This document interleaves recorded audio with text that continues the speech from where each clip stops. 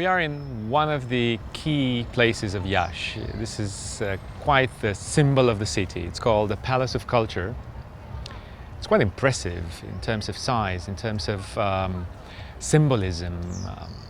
I believe every citizen of the city believes this is the actual symbol. Even if you ask some kids to draw Iași, this is probably what they will do. The tower, these shapes, kind of a castle-looking place.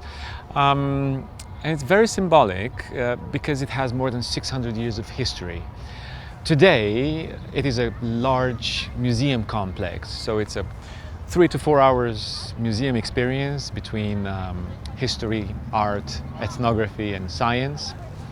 There's many grand halls for events, or even the clock tower is right. It's impressive by the bells that are playing every hour, the city song, or what we call the Union song. And it is said that this palace has more than 365 rooms, like one for each day. And it's quite a legend. It doesn't have so many, but what is true is that probably 365 windows all over, and that's where the saying, the legend started from. Initially, this was a secondary residence of the Moldavian princes. So there's everywhere foundations, walls, reminding of the 15th century settlement here. They eventually decided to create a single palace, a sort of a Versailles, a sort of a Schönbrunn, with, this way, with all the institutions in one. So basically this tower, next to this tower was the parliament of Moldova, and this left wing were the apartments of the princes, the apartments of our, let's say, pseudo-kings. And then 100 years later, this was converted into a justice hall and reshaped as a neo-Gothic architecture outside. So what we see here is like a watchtower, like crenels, medieval fighters with suits and helmets. So all this is kind of glorifying. It's kind of glorifying the medieval time. Some people call it a castle. Actually, they ask me, will we visit the castle?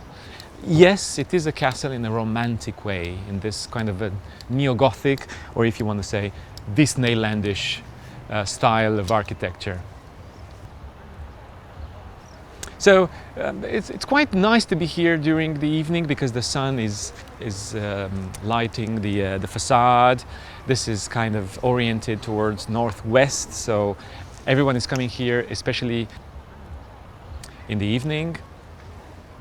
And about 12 years ago, next to it, and in the gardens of the palace, a new ensemble, a new mixed-use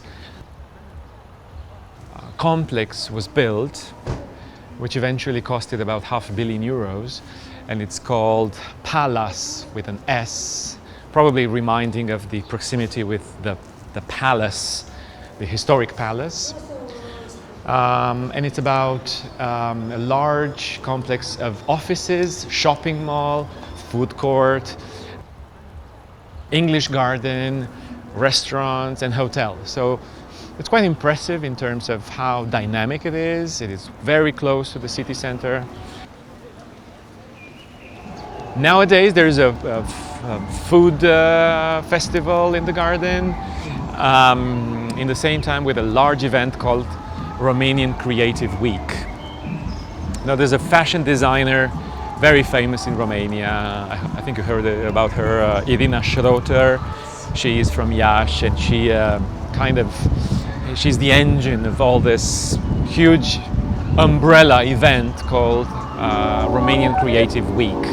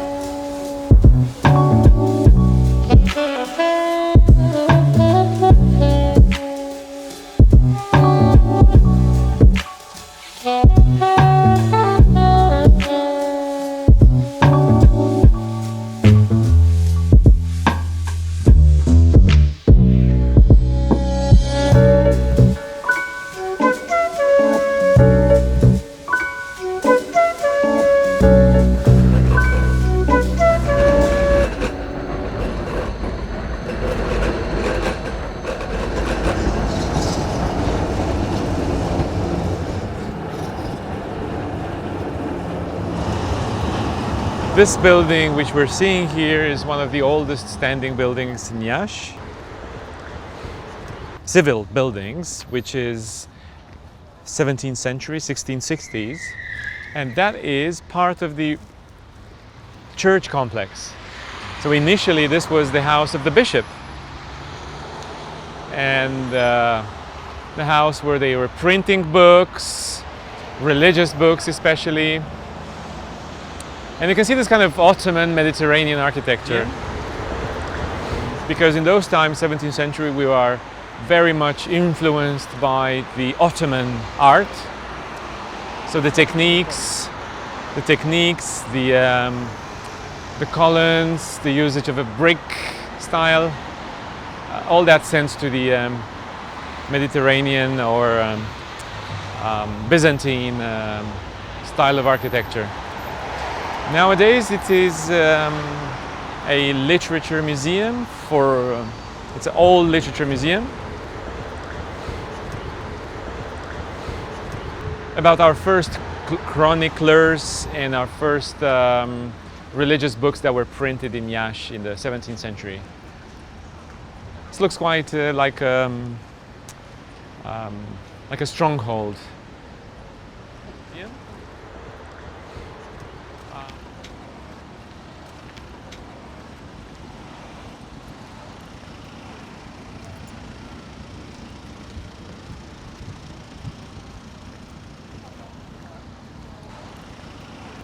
The statue is actually one of the greatest bishops of our country. His name is Dosoftei, and that was his residence for a while. And the church in the back was actually the bishop seat. This is a sculpture from the 1960s representing him as a more illuminate bishop without the mitre, without the crown, sitting down with a book because he's a very literate person, and sitting on his bishop seat. What is interesting is that for hundreds of years the tradition has been that bishops were buried sitting, not laying horizontally, because the idea was that the bishops will continue guarding the herd, the people, even from their grave. And very often in their grave, apart from the seat being tied to their seat, it would also be their stick, their cane with which they were preaching in the church. Now, we see here a very busy boulevard. It's a walking street called Stefan Mare, by the name of the Moldavian ruler of the 15th century, very important ruler of those times. And this street has become pedestrian in the past 15 years. And everyone is kind of here during the evening, enjoying their time, having a walk, or having a coffee, or eating at the restaurants. This would be the most rich boulevard in historic buildings. So that would be what we call the historic center of the city. There's old schools, a wonderful monastery from the 1639, which we will see on our left. Catholic bishopry, Orthodox bishopry, National Theatre, the City Hall, the County Council. Everything is within reach in this downtown area.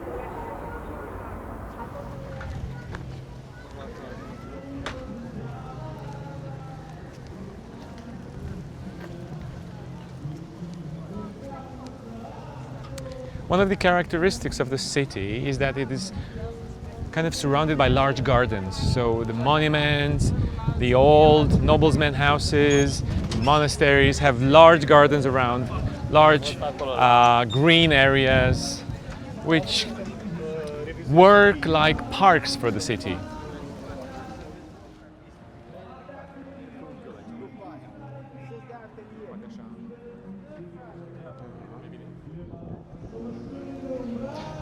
So that would be the monastery of the three hierarchs. It is a 16th century monastery with function of school and also tomb chamber for the princes of Moldavia. So illustrious people like the father of the country, Alexandru Ioan Cuza, is buried here, along with others like Dimitrie Cantemir or Vasile Lupu. So this would be a sort of our pantheon where you go see your ancestors. It's quite unique in Romania because it's completely carved in stone. So there are plates of stone, handcrafted in sandstone by masters and craftsmen coming from Armenia, Georgia and Turkey. So the exterior looks very much oriental. But it is, next to Curtea de Argeș, probably the most prominent religious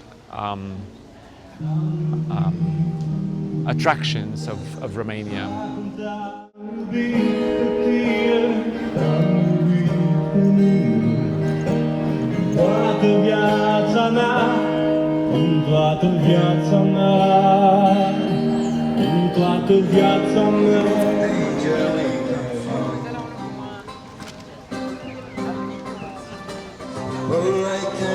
Rolling tinder, longing for the days no surrender years ago. Well, you know, you smoke and with you fly, going down. And all I ever wanted was you. I'll never get to everything. This is the City Hall of Iași.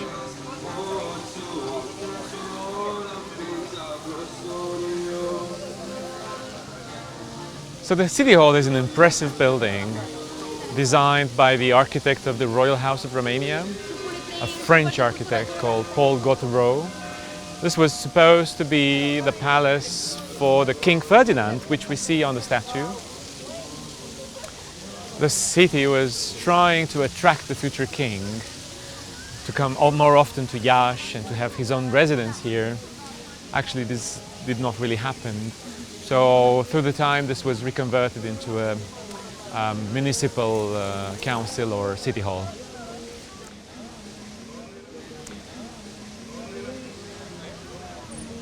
On the other side, we are seeing the largest Christian Orthodox church in Romania until recently, because Bucharest is preparing a surprise for us.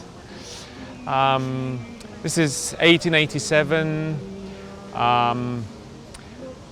Inspired from Italian churches, from Rome.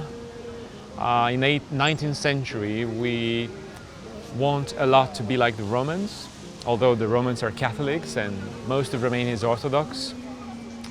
But because our identity and our roots into the Roman culture, we would like the facades, the architectures to look like Rome as well. So this is a Renaissance, late Renaissance architecture. with sculptures, columns. Everything's kind of white, large windows, very typical for Western Catholic cathedrals.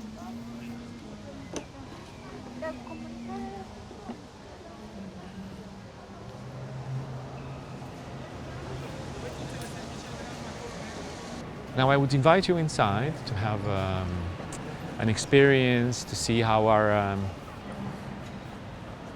people and visitors are praising this place.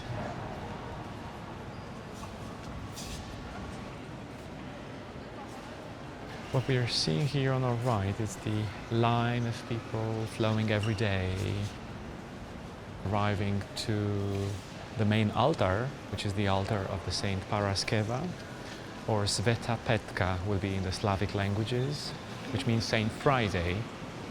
So you can see Paraskeva on the stained glass on top, and that is the coffin inside this baldachin or canopy, let's call it, gilded canopy protecting the relics.